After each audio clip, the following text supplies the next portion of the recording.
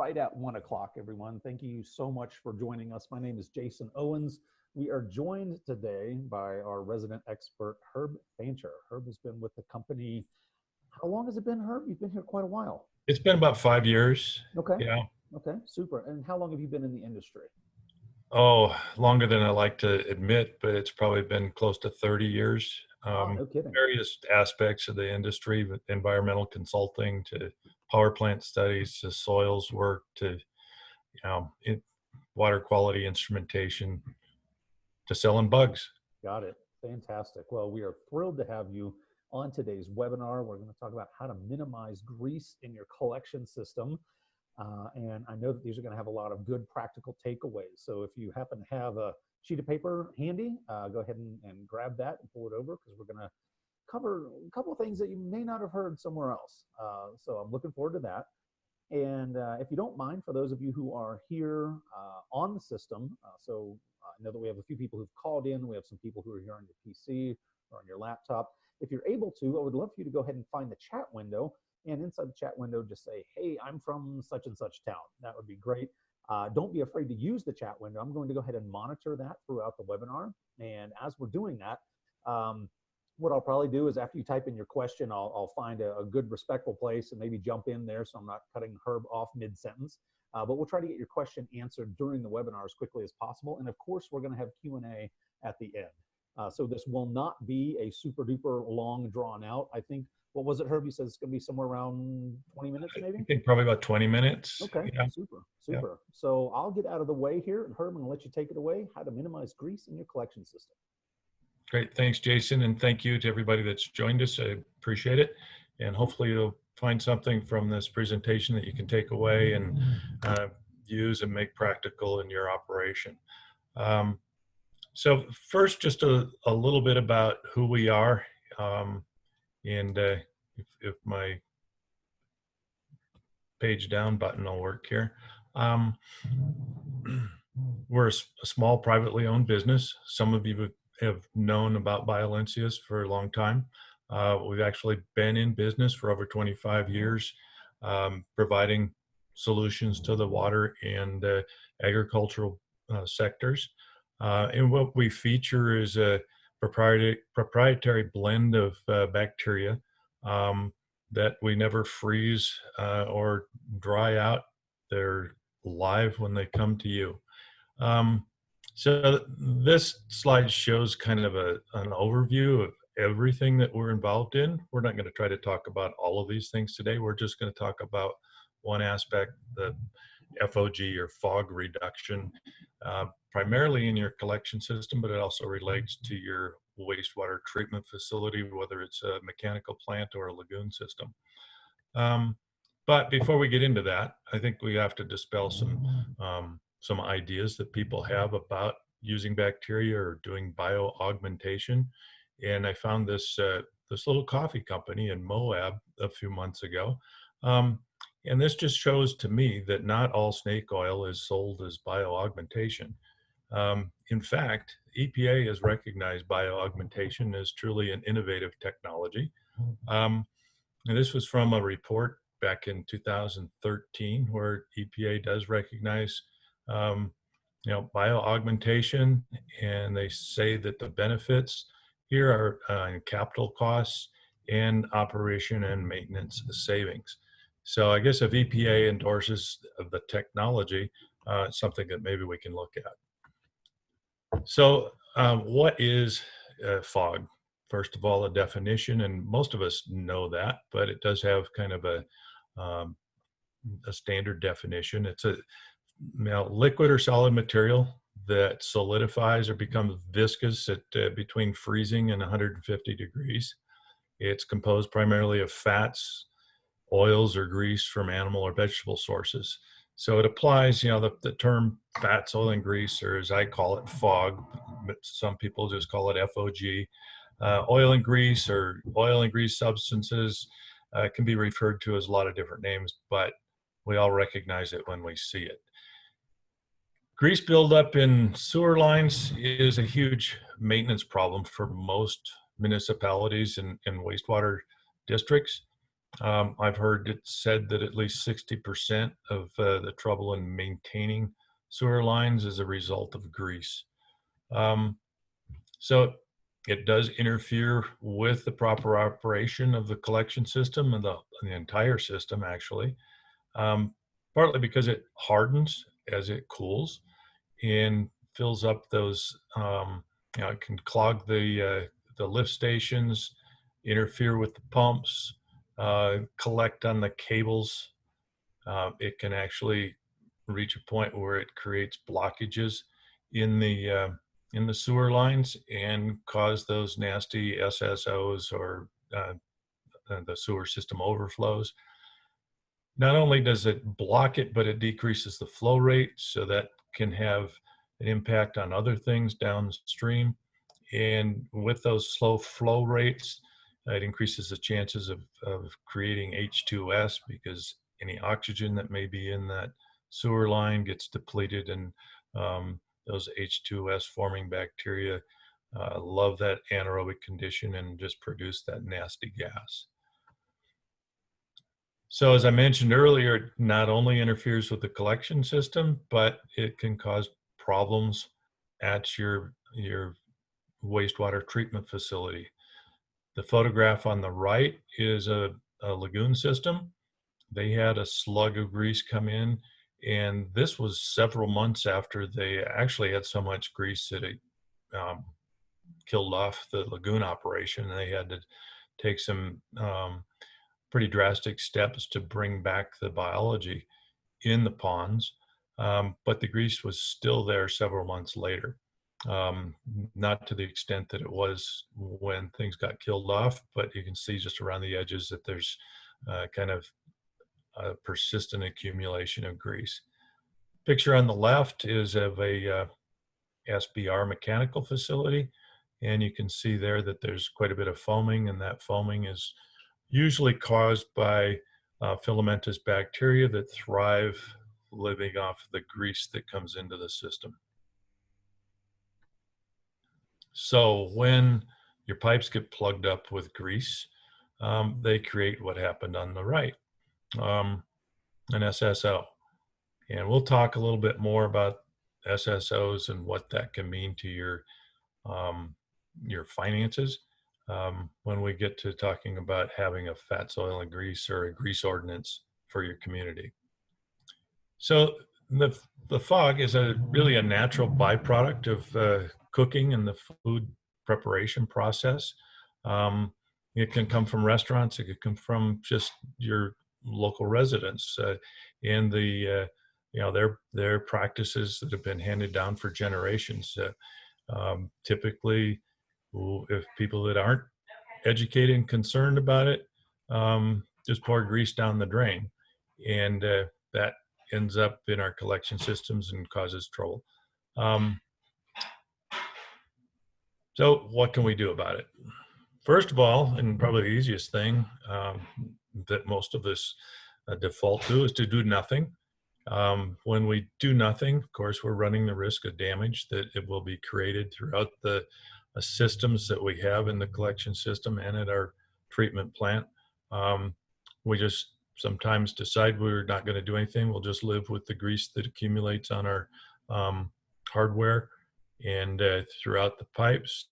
We may have to pull a pump out or to clean it off or replace it because of the grease that's been accumulated. And if we are getting H2S created, we have to deal with the compromised infrastructure caused by the H2S interacting with moisture and creating that sulfuric acid that just eats into concrete and steel. So yeah, this is kind of an illustration of sort of a worst case of doing nothing.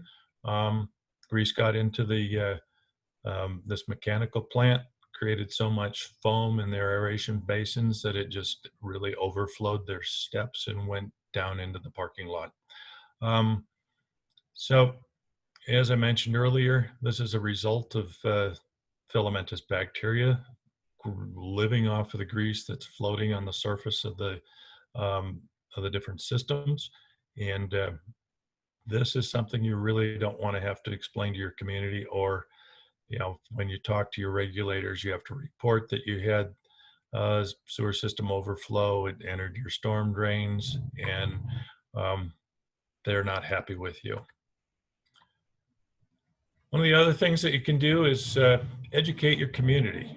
And this is probably not just an option, it's one of the things that you should be doing, along with other things that can be done.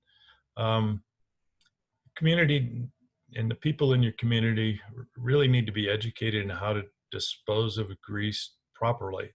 And as I said earlier, tradition of the way food's prepared and what has happened to the grease in the pots and pans um, can be changed. And I think one of the organizations that's done a great job of this is the city of Bismarck, North Dakota, and they shared some slides with us that I'm going to share with you. But this is with special thanks to them for making this material available. But they actually created those green wipers that you see there, along with these are the wipers, along with the flyers, and they place these out in the convenience stores, in the hardware stores, gas stations, any place that would allow them. They give away the green wipers for free.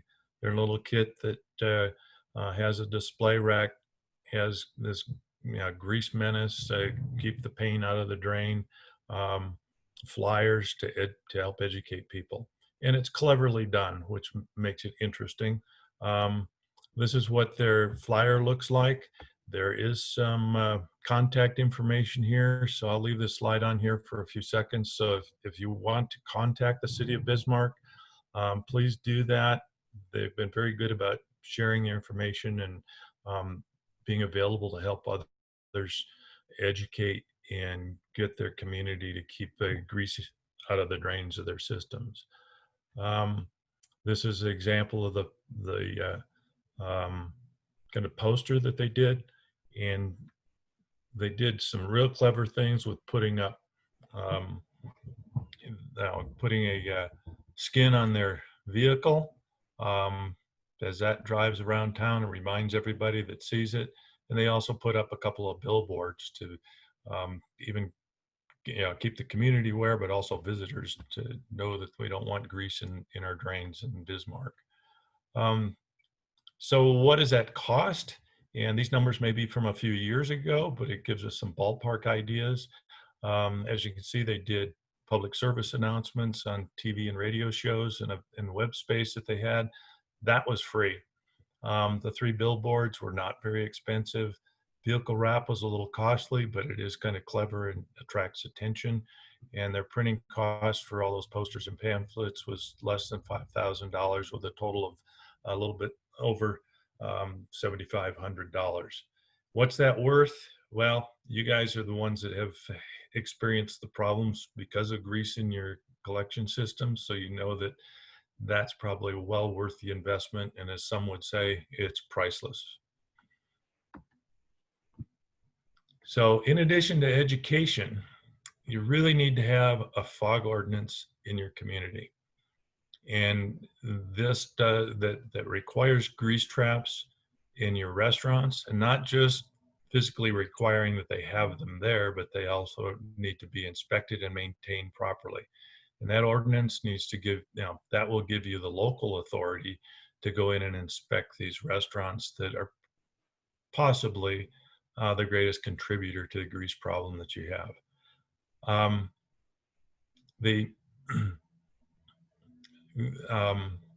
If you have serious SSOs, and usually they're not going to nail you the first time, but there are provisions in the Clean Water Act that the EPA enforces and enacts for serious fines. And I don't know exactly what it is now, but I believe it's in excess of $30,000 per incident if you do not have a proper grease ordinance and are enforcing that, and you're continuing to have sewer system overflows. So there's some teeth to this. Along with that, I've worked with some communities where they've had some resistance by restaurants that they don't want to follow the rules in their ordinance. EPA can be very, very persuasive in coming in and speaking with their attorneys as well as your city's attorneys, and just pointing out where the authority comes from, and it actually does give you the authority to shut their water off so that they're not discharging to you. Hopefully you don't have to come to that. I know there's a lot of political ramifications when you start dealing with restaurants and enforcing rules, because that restaurant may be owned by the mayor's wife or the mayor himself. So not only are you a wastewater system operator, you've got to be a politician in dealing with these things. Most states give you some help, and they don't come in with a heavy hand to begin with, but come in and try to work with your political authorities to get the ordinance in place. So even with that, there's obviously no guarantee that it'll work, because people just love to put things down the drain because it goes away. The other thing you can do is call in the big rig. You have a jet vac come in. They're expensive. Some estimates are about $168 an hour, or $1 per foot of pipe. It may be a little less than that, maybe more than that, depending on where you are and how convenient it is to get the service to come in. Some of the questions that I've been contemplating is, well, when you do that, are you just going to clean the place that just recently plugged up?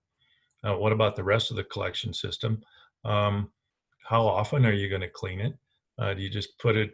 I've talked to some municipalities that clean a quarter of their collection line every year. So every 4 years, all the collection lines get cleaned. Well, possibly they're cleaning areas that don't really need to be have any attention paid to them, and spending money where they don't need to. I know that there are technologies available for monitoring different manholes, and acoustic technology for kind of monitoring how dirty your pipes are, how roots clogging them up, is grease clogging them up. So you can really target where you need to clean if you use one of those technologies. And jetting is not really dealing with the root cause. And that pun is intended, because a lot of times you have to jet to clean out roots. But it's a Band-Aid approach, especially when you're dealing with grease that's coming from the restaurant row. So to get into what BioLynceus would recommend, there's just 3 things. First of all, create a good fog ordinance, a grease ordinance, and that is mandated really under the 40 CFR 403 rules of the Clean Water Act. That's your authority to do it, and it's actually mandated. And if you don't have it, there are consequences if you have SSOs. Second, educate your community.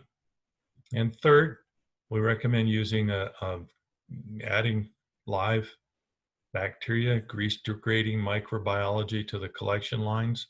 And this will help reduce the fats, oil, and grease in the collection line, as well as helping your treatment facility deal with the grease that does come there. Adding live bacteria, you can always ask the question of where and how are we going to do that? And there are pump systems that can go under a manhole, battery operated, just with a 5-gallon bucket. And those can be complicated if you have to put it in a street and close the street. And if it's a confined space or hazardous space, you have to follow all the proper protocols to install that and service it. But it can be simply done as opening up a manhole and pouring a quart in different places every day, cover different parts of the system, or easy as flushing it down the toilet in the city shop. You want to put it ahead of the area that is going to be affected by grease, because the bacteria that break down grease do require water. You don't want to just pour this grease degrading bacteria in on top of a grease cap, because it'll dry out and die and be ineffective. So best is to apply it upstream so that it works on that grease water interface, especially where you have a grease cap or floating grease balls. So product is available as probiotic scrubber 2. Can get it in 5-gallon buckets, 30-gallon drums, 50-gallon drums, and even totes, 330-gallon sizes. There's also a probiotic scrubber double P. The double P represents the extra grease degraders that we've added to it, and that is available in the same size containers, and it's very aggressive at going after the grease that's already accumulated. So whatever you do, don't do this. This is not a solution, and hopefully they're not working in a collection system. It's just a flooded water line, but don't do that.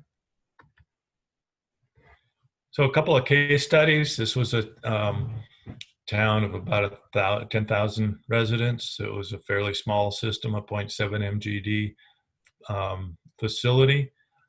Their collection lines in the main lift station were coated with grease that required frequent cleaning, and they had to jet their pipes on a monthly basis just to keep the flow going. Downstream lift station required frequent cleaning. They had tried a citrus-based cleaner. It did very little to remove the grease that was accumulating, and it also added to some corrosion problems on their cables. They used the PB2 product in the sewer pipe and at the adjacent lift station. They found that after 2 months of treatment, about 80% of the grease that was previously in the pipe was gone. They didn't require monthly jetting to prevent backflow in that restaurant row area. And then the lift station just accumulated less and easier to remove grease. And that statement is a little fuzzy, but most people aren't actually measuring the amount of grease that builds up. So that's how we quantify whether we're being successful or not. There wasn't as much there, and it was easier to clean. So I guess with that, we'll just open it up for questions. I think Alan is the only one left, so.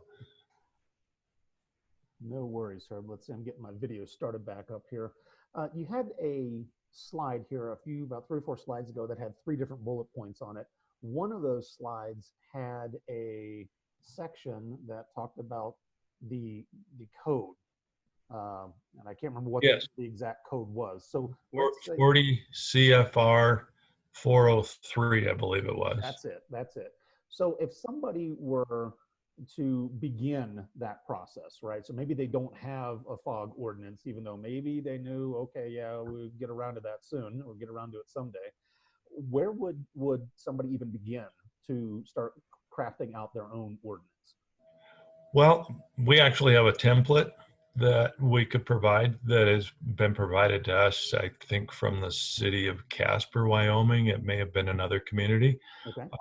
It is a template just to give your city attorney some language to start with. Okay. And also the state programs. I know in Utah, Jen Robinson is the pre-treatment coordinator there. She will help anybody that asks her, even if you're not, if you don't meet the minimum requirements to have a state approved fog ordinance or pre-treatment program. She'll help you put it together and work with your folks. And I believe the same is true. I think the rural water associations in Wyoming and Colorado and Utah have people that can certainly give you some guidance and help on putting that together. Super, super. Last question I have for you is on the 3rd bullet point here about adding the live microbiology. Let's say that in the past, the only thing I've ever used is the jetter truck, because I'm just not quite convinced that this whole microbiology thing even works. Yeah, you're one of those snake oil believers. Exactly. Yeah, yeah. So what would you have to say to a person who's just still pretty skeptical? I've seen a jetter work that, I mean, you put the high pressure water in and the clog's gone. Why would I switch to microbiology? Well, I would ask a couple questions of what kind of impact is the jetting operation having on your wastewater treatment facility, whether it's a lagoon or if it's a mechanical plant. Okay. Some municipalities, the collection people are not the same people that run the sewer plant. Ah, Um, so, yeah, there needs to be good communication there. okay. Um, some of the smaller communities, of course, the one guy that runs everything, the public works director in town, has to take care of mowing the lawn at the cemetery as well as making sure the lagoon system's working right. So Right. he's got to just kind of, if he's calling in somebody to jet his lines, he's got to see what kind of impact that is having on his lagoon system. I know one system that I've worked with in um, southern Colorado. They've got a huge um, kind of a sandbar Hmm. at the inlet to their lagoon because of when it was jetted, they didn't catch all the things that were being shot down the collection line, and it all went into their lagoon. Now Yeah. that sandbar is not really biologically degradable, so our bugs aren't going to help.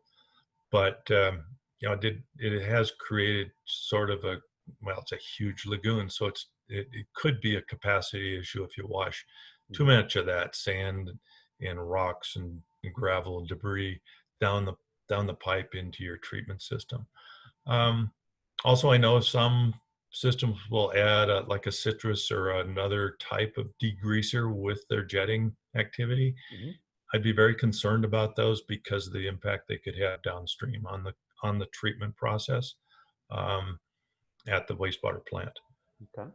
Alan chimed in here with a question here, which of course I guess is what we would all want to get down to at some point. And his question is, what's the cost? Yeah, on depends of course on the size of your system, but the, uh, the price of our product ranges from about $45 a gallon to $50 a gallon. The isolates, the double P, is a little more expensive um, than just a straight PB2. The application rate for most small systems, and that would be systems that are less than $250,000, 250,000 gallons or a quarter MGD, is a quart or less per day. So um, less than $3,000 gets you at least 6 months of treatment. I think those are kind of the round numbers. Okay, super. And of course, if someone had a very specific question about their system, they could always reach out to you then directly, correct? Absolutely. Okay, Yeah. superb. And if you wouldn't mind, would you mind sharing your either email address or phone number? I think I didn't get to that slide. There's my email. There we go. Okay, superb. Herb at BioLynceus.net. BioLynceus, yeah, BioLynceus, BioLynceus.net. And if for any of you here, if you want, you can always go back to the webinar invite. I believe the confirmation email from the webinar should say BioLynceus.net on it. So if you have any question about the spelling, there it is for you. So fantastic. Well, Herb, thank you so much for joining us here today for the webinar. Appreciate answering the questions here for us online. And yeah, again, for follow-up, just go ahead and reach out to Herb at BioLynceus.net. We do run webinars monthly, roundabout monthly. We have corporate webinars that we will run usually every other month. We have the reps come on usually in the off months there, so that we try to get at least one webinar produced every month. And from there, thanks so much, everyone, for joining us. You guys have a great day. Great. Thank you.